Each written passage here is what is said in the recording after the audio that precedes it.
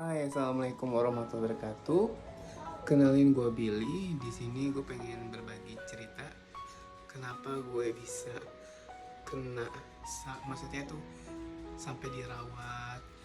Jadi nanti gue bakal share pengalaman gue dari awal batuk sampai di diagnosa paru-paru dan tumor mediastinum.